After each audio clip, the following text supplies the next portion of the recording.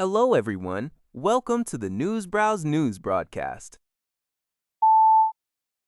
According to City News Everywhere, Canada's economy experienced a technical recession in the first quarter, with real gross domestic product registering a slight annualized negative growth.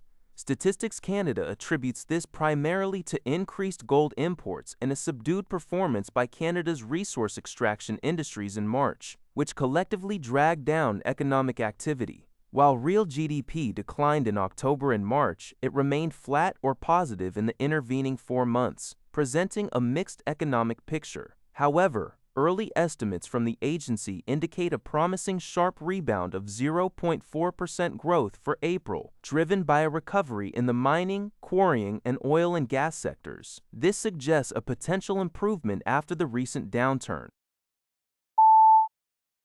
According to Global News, paramedics across Canada are experiencing a concerning rise in violence, impacting their mental health, retention, and overall care quality.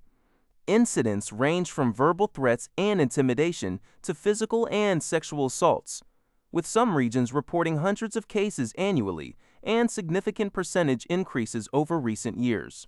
This escalating violence is linked to broader societal issues like mental health crises and substance abuse. The constant threat is causing severe psychological injury, stress, and increased anxiety among paramedics, contributing to higher rates of mental health disorders like PTSD. This, in turn, leads to eroding morale, staffing shortages, and difficulties retaining skilled employees, as some seek alternative professions.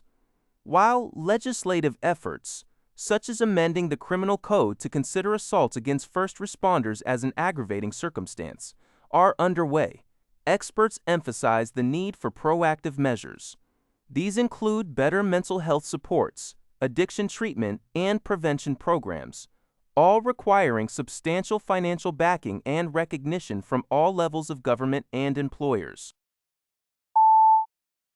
Laurentian Bank of Canada has reported a net loss of $20.6 million, or 50 cents per diluted share, for its latest quarter ending April 30. This contrasts sharply with a profit of $32.3 million, or 69 cents per share, recorded in the same period a year prior.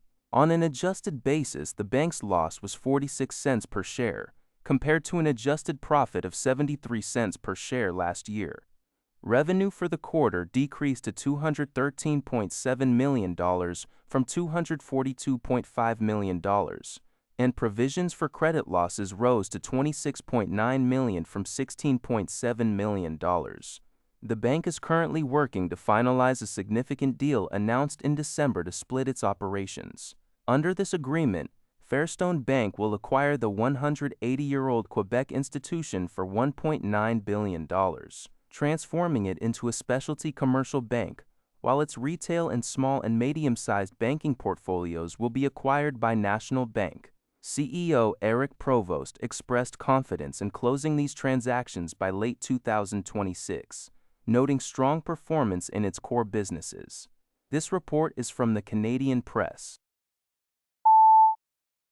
Newswire.ca reports that the Canada Mortgage and Housing Corporation, CMHC, released its quarterly financial report for the first quarter of 2026, highlighting solid results and its crucial role in maintaining stability within Canada's housing finance system amidst ongoing economic uncertainty and trade tensions.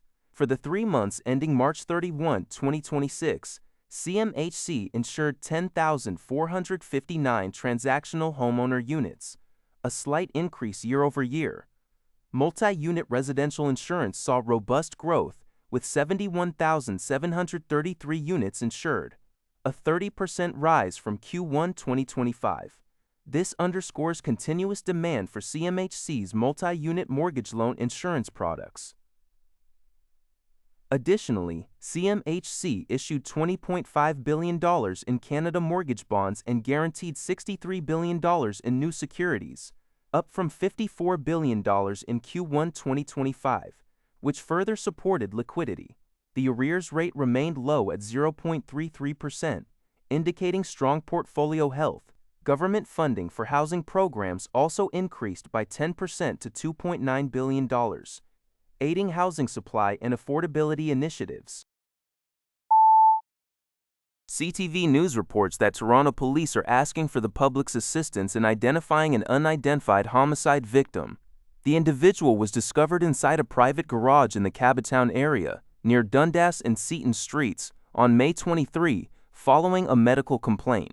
Upon arrival, officers found the victim with clear signs of trauma and pronounced them dead at the scene. While the cause of death has not been disclosed, investigators have released new images, including a digital restoration and approximation of the victim to aid in identification. Distinctive items found on the victim include a silver necklace with a heart-shaped pendant featuring wings and a single clear stone, as well as a black jacket emblazoned with Vision Youth Leaders program.